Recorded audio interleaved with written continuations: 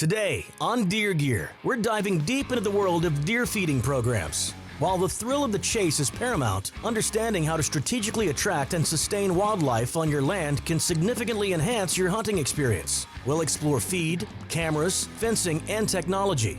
Join us as Bass Pro Shops and Cabela's present Deer Gear TV.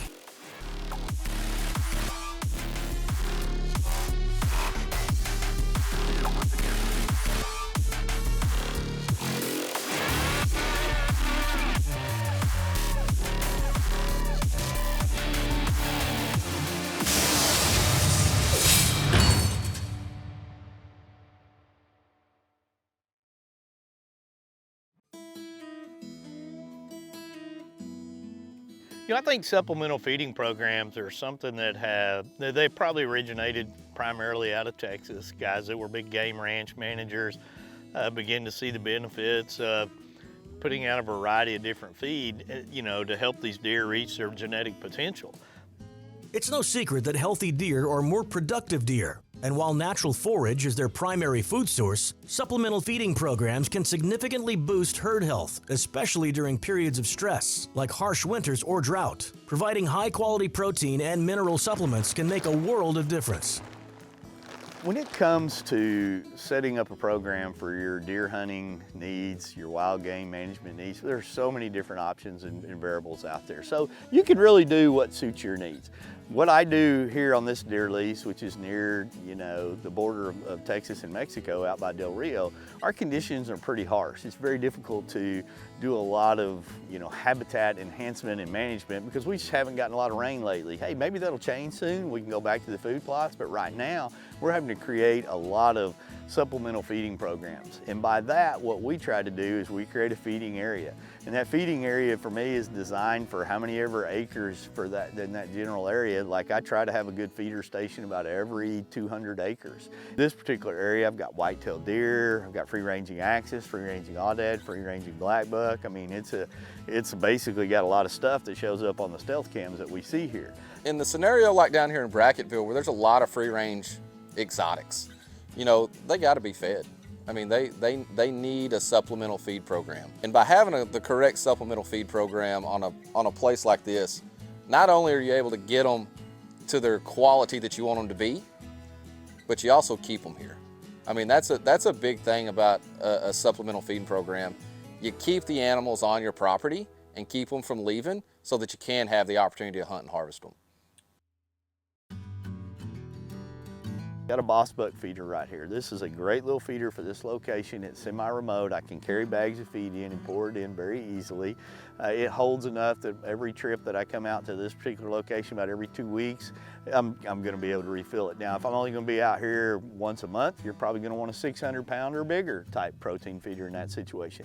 I also have behind me a timer corn feeder right there. That's your traditional asset that so many people have, and to attract deer in their locations. Most people are feeding corn, just straight corn out of it. Corn's great as an attractant, but its nutritional value is very little. It's going to help these deer in some tough times. It's going to attract game in, but I like to enhance it with protein here. I also like to use spin cast at a variety of times. Spin cast is a product from Record Rack that I get to be able to mix some corn and protein pellets in. It's kind of specially formulated, specially designed to be able to work in those timer delivery systems.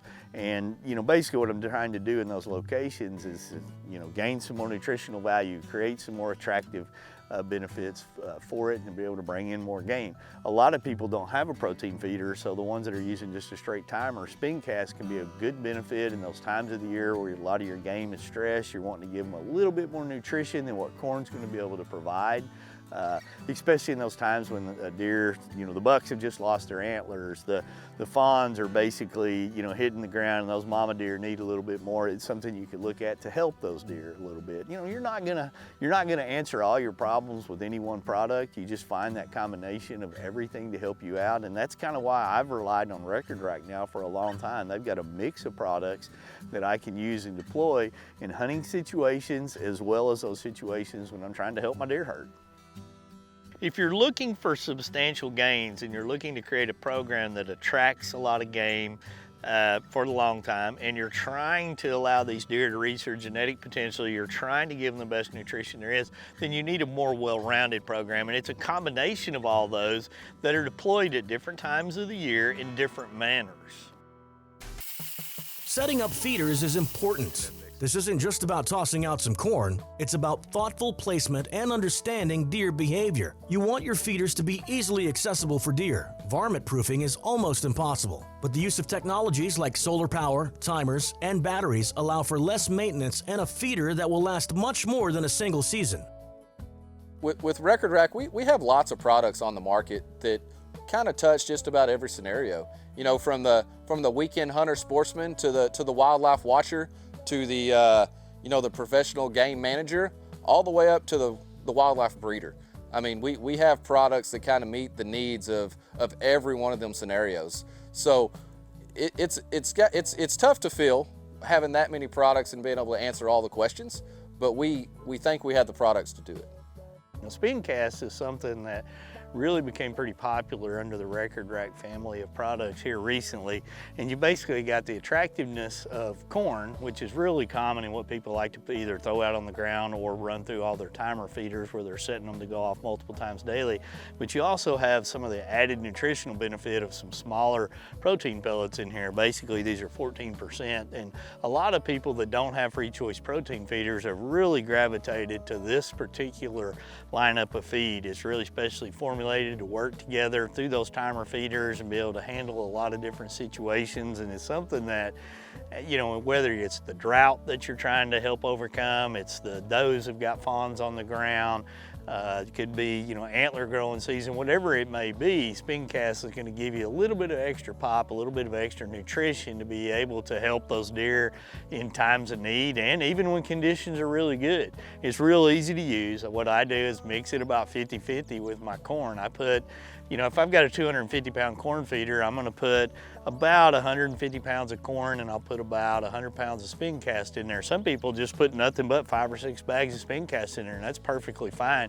Then I just kind of mix it up and let it throw out on the ground, knowing that I'm getting the best of both worlds when I use this, because those deer are coming to the timer feeders, they're accustomed to it, they're comfortable there, and they're getting a little bit more nutritional value than they would just off of feeding straight corn. The free choice feeding programs that a lot of people have, they're going to use it's an on-demand system, for lack of a better word. You've got a 300 pound to 2,500 pound feeder, and it's got funnels or slits on the side where the deer come up and eat 24 hours a day, 7 days a week. There is no, it's just right there. They eat what they want when they want. Deer are going to adjust their diet and their needs of the consumption of that or anything that they're going to find out in the field based on their specific needs. They know better than we know, but if you put it there and create this buffet, chances are you're going to benefit from it, and that's where I believe that like a Record Rack Antler Plus really pays off. Using a feeder setup like this Boss Buck with some Antler Plus from Record Rack, you've got the opportunity to do a lot of things. You're going to be able to feed them a protein pellet basically that's going to help them get through the rut, get through those tough situations. There's some trace minerals in here that are going to help them. This is also going to help you in those drought times to, when the habitat is struggling a little bit, you're going to be able to give them a little bit of extra, oomph in their diet, basically, for lack of a better word. And there's a lot of scientific and protein analysis that you can get into when you look into this, but the bottom line is this is just going to provide a better diet for them, and it's also going to attract them in. One thing that I've noticed in a lot of the areas where we feed this, we begin to see more game come into it, and we begin to see a variety of game. When it comes to Record Rack products, I mean, we have two products that I think probably don't get talked about enough by us in the field. We're mainly, we like to work with the big ranches and see all the animals and all that kind of stuff, but two of the best products that we have on the market is going to be our Record Rack Golden Deer Nuggets and our Record Rack Deer Block. Those two products for game managers, breeders, hunters, wildlife watchers, those two products right there work for everybody that wants to see wildlife. Those two products are something that probably don't get talked about enough that I just absolutely think are the best on the market. This is a great setup that we've got right here. We've got a water source and we're gonna put out a 30-pound record rack wildberry deer block. That combination is gonna draw a lot of game in, both for the water and the nutritional aspect here. Behind me, I've also got a scouting camera set up, and my goal here is to be able to check activity, what's coming in here. Whether I'm looking at this spot to hunt or I'm looking at it to kind of get survey data, how's my fawns looking, how are the bucks and velvet looking. And it's a scenario that I'll use a block like this about once every month right here, put it out. And the deer and the wild game that come through here really like it. This thing's not hard like a lot of jawbreakers blocks that are out there. Deer find it very palatable, they go to it pretty quickly, and they're getting nutritional benefit out of it right away. And with a water source right next to it, I've just found that to be a big key to success in being able to get a lot of data, get a lot of information, as well as set up here for hunts at various times. Feeding programs offer an invaluable tool for deer surveys, beyond attracting deer for the hunt. Think of your feeders as observation hubs. By strategically placing trail cameras around your feeding sites, you can gather crucial data on your herd's demographics.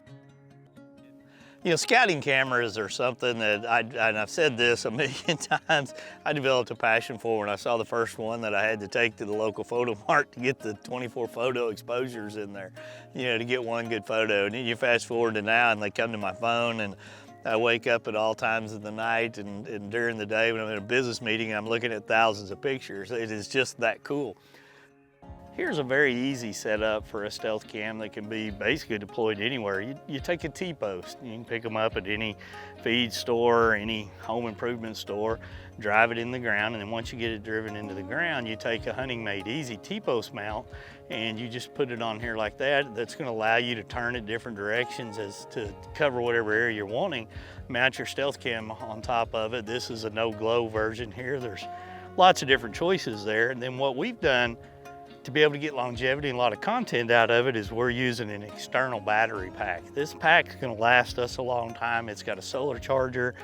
This type of a setup is very flexible, very easy to deploy, very functional to be able to put it into situations that you don't have to go to for long periods of time. And best of all, thanks to using the T-post and the T-post mount, you can put it out into a field, you can put it out in a pasture, you can put it on a trail. You're not relying on a tree or something to be able to mount this on. I use a lot of different cameras and I use them in a lot of different ways. The Revolver 360, I like to put it in places where, you know, for instance, I might have a feeder and the deer coming into there and there's taking pictures, and it gives me a picture on a 360-degree circle now, out into the field, out into the trails. I'm looking at stuff that I never got before, and I really think that's cool. The flashback is another one of my favorites because it really lights up and gives me incredible detail in a really quick flash, and I think that's really important. But I think it's the biggest things that I'm the most excited about is the evolution of the batteries. You know, it was always frustrating to me how many times that I'd have to change my batteries, my AA batteries. But now, the evolution of the solar panels and the lithium rechargeable cartridges that go into some models or attached to them has evolved to a point that it's gonna allow us to get more content for longer and have less maintenance and less trips out there, and obviously save us a lot of money because we're not having to buy as many batteries. So here's another great example of the T-post mount in action. This is a spot that we've got a water trough set up over here. We get a lot of different game species that come in the water trough. We'll also throw some golden nuggets or corn out on the ground. A lot of times I'll put a record rack block out to be able to help get some census data. We're using the HME mount right here, which gives us flexibility once we get it mounted to be able to turn different directions, then lock it in exactly with the wing nuts that are on here to keep it in place. We also have an external lithium battery on this. You can walk up to it, push a button, and get a sense for how much power is left on it. I'm having to change these out or charge them up, I guess I should say, about every 2 months. And I average around 150 to 300 photos that are being transmitted off this camera a day. Trail cameras give you the information to make informed decisions about your harvest strategy, ensuring a balanced and healthy herd. Here's another one of my favorite setups for a T-post. This is actually using the Stealth Cam Revolver, which has quickly become one of my favorite cameras because it now gives us data on a 360-degree trigger, basically. Anytime that something happens, this camera starts moving in here and it takes a picture in all these zones. Now, you can set it where it only takes a picture in one zone, or you can take all 6. In this situation here, I've got this giant food plot that's dry right now. I've got a big feeder pen. I've got a road. There's lots of things that can come through. And if it only triggers out here, I never know what's happened behind it or to the side of it. So with this specific setup right here on the T-post, this mount comes with the revolver camera. I put it up here, and I can drive that T-post stake as deep as I want to, unless I hit rock or something, and then be able to set it up in different situations and get full coverage around there. Once again, I'm using an external battery pack. That's the HME solar battery pack, and I just basically run my cable all the way down. It screws in the top, zip tie it in. I actually zip tie my panel to where the sun comes up over here and tracks across there, keeps it charged up, keeps it maintained, and I can get a long time out of it. And as you can see by all the dust and the dirt, this camera's been here basically since last November, and I'm shooting this in April, so I've got 5 months now out of this specific setup, almost 6 with the way it's set up right here. The batteries perform fine, lots of photos, lots of data off of it, and it's been very durable and set up easily. So when you start looking for a camera that covers a lot of ground for you, the Revolver 360 as well as this external battery pack are something to look at. The evolution of them and what they do, once again, not everybody likes a scouting camera, and that's personally their choice. For me, I could have 200 or 300 of them out and feel like I still need several more, because I just love to look at everything that they give me. I don't think that there is a perfect one answer to supplemental feed. I think it's the sum of all parts. I look at what we do nationwide, wherever we're hunting, based on what's legal in those areas at certain times. Is kind of how I build a feeding program, whether I'm using a block or throwing something on the ground like corn or golden nuggets, whether I'm using a timer feeder or whether I'm using a free choice feeder. I adapt as what I think the deer need, for lack of a better word. If conditions are really dry, man, I feel like I need to be out there putting more free choice protein that's got a little more mineral trace in it. It's got better nutritional value. And I know not every bit of that is gonna benefit the deer, but everything that I can do to help them just gives me this, I don't know, daydreaming mindset, thinking about Christmas down the road, what's under the tree, that deer is got a better chance to reach its genetic potential because we gave it better groceries. By understanding feeder placement, utilizing trail cameras for data collection, and providing high-quality supplemental nutrition, you're not just a hunter, you're a land steward. And it pays dividends in both the quality of your hunting experience and the long-term health of your deer population. You know, with the supplemental feeding program with whitetail, exotics, pretty much any species, not only are you improving the quality of life and getting that animal to its genetic potential, you're increasing everything about it. I mean, you're increasing their conception rates, you're increasing the babies' birth weights, babies' survival percentages. You're giving them every opportunity to go in the positive by having a correct feeding program. Attracting and benefiting your wildlife is something, I don't know, I've become very passionate of it really for about the last 30 years. I look at our deer leases, I look at hunts we go on in Kentucky, traveling wherever. I understand the value of a feeding program. It's not for everybody. There are people out there that don't like it and complain about it, and that's the great thing about hunting and great thing about hunting in the United States. You don't have to do it. It's totally your choice. But if you choose to do it, I think there's some certain things that benefit a lot of people. And it's, number one, you got to understand your local regulations and everything for that local area. But, think about what your goals are. Are you a weekend hunter, going to your family's land, going to a deer lease, got invited out? Your programming plan is going to be totally different than the guy that has a deer lease and he's looking to hopefully grow deer for several years, versus a guy that has a hunting operation. He's trying to attract deer, trying to grow the biggest he can. And so when you digest all that information and you look at a brand like Record Rack and all the different products that they've got available, what they've built is a menu of things that are going to help you find success in each one of those categories. Feeding programs aren't just about the next hunt. They're about ensuring a thriving wildlife population for generations to come. Designed to help hunters and game managers and wildlife, biologists maximize everything that's out there in the wild to help them in times of need or even in good times to just kind of supplement it.